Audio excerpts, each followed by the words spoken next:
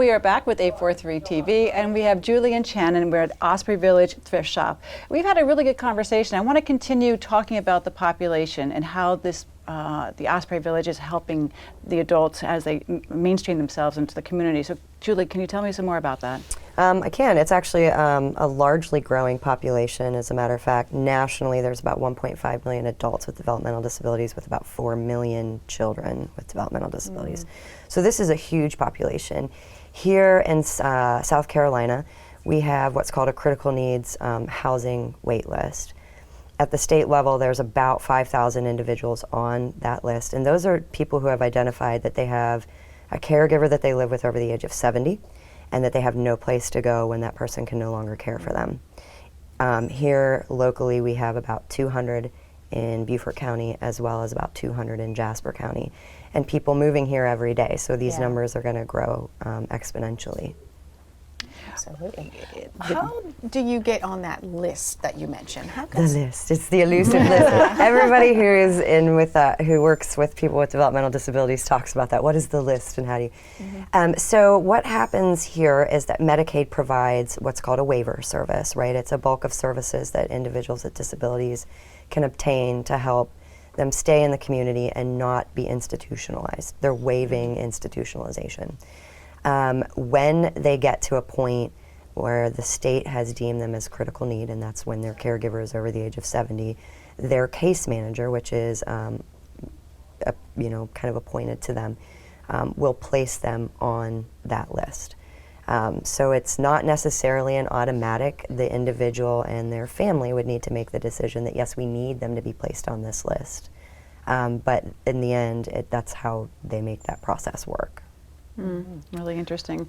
So as we're feeling this need here, I want to also talk about that you also are looking to build a building, and it's in place, and we have plans, and you're breaking ground. And the sign is up. And the sign is up on one side. And the road is there. We are on the marquee. So Channing, could you share that with us? Well, we're so excited. Like you said, we have a beautiful new sign. We are officially on the marquee with a lot of other businesses and other organizations that are going to be in the East Argent development, which you've probably heard of. That name gets in the paper and on the news every once in a while. It's East Argent. This is going to be exploding over the next 10 to 20 years. Yes. We're going to have an entire new neighborhood, new area out there where there's going to be commerce, and there's going to be education, and there's going to be medical care, all kinds of things that you would have in a booming new area. It's going to bring commerce, it's going to bring a lot of great things to our area, and Osprey Village is going to be a central part of that. We're just thrilled to be a part of that community. So let's talk about the details. How big, I mean, we're building a building, and what do we want to have in this building? building? Buildings, right. Plural. So we're building, there you go. I want to find out all about this. Duplexes, triplexes, apartment complex, single family homes. This is not much different than any other plantation that you would see in our low country. And we will have a community center, the pool, the amenities that everybody loves to have in their neighborhoods. Right now in that process, the larger developer has built a road back there and cleared it out. It looks prim and proper now, and there's a sign out front. We've been working with the town of Hardeeville, because that's where we're going to be located, who has been fantastic at guiding us through some of the processes. They've funded some of our earlier stage projects through this. They're just very, very supportive of having us in their community, which is amazing. Mayor Williams has just done a fantastic job. We last year received a substantial injection of funds from the Community Foundation of the Low Country. Thank you, Community Foundation of the Low Country. I did read about that. That's wonderful. Yeah, it was exciting. They're helping us to put in some infrastructure. We've been working with architects to determine the lay of the land, if you will. So over the course of this past year, we've been extremely busy with a lot of the planning phases of this. This coming year, we'll probably be getting more into the nitty-gritty details of that. So. Do you have a plan for how many residents you think you can provide for? So, well, right now what we know is it could be up to 150. We do have the capacity to take on more residents. We're building this in phases. So in phase 1, it would be up to 150, and then there may be a medically fragile unit that comes in the future. Right. It's gonna, the parts of the land that aren't developed will really be shaped and molded as we see what the needs of the residents of the community are gonna need. What's an expected timeline for phase 1 to be ready to move in? What would you say?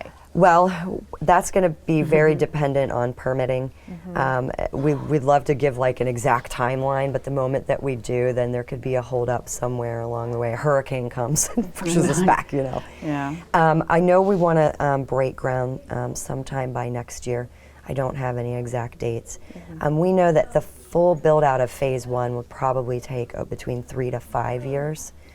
So, you know, but that we'll have people moving in and living as residents prior to the completion of that phase. So We do know one thing, and that is that we're pretty much full when we open, because there is so much need.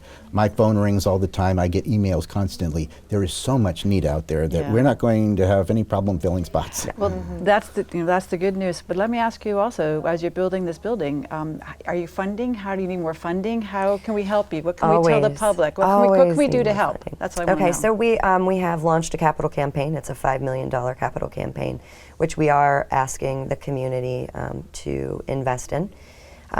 It really will take a community to build this, and we want our community to feel a sense of pride for having contributed to this. In addition to that, we were approved by the South Carolina Housing Trust Fund to have funds through them, and that can be up to $2 million. Okay. Outside of that, we'll be continuing to write for what are called capital grants to various banks and foundations that approve for those types of things.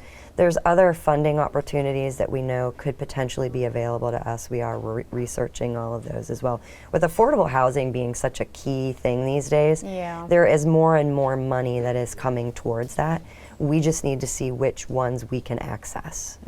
Well, that's And real quick, Channing, tell us again, in case someone missed it, about the Pro Bowl this weekend. Right. We want to remind people it is this weekend, January 26th. It goes from 2 to 6 o'clock. Station 300. They're great people over there. It's always a great time.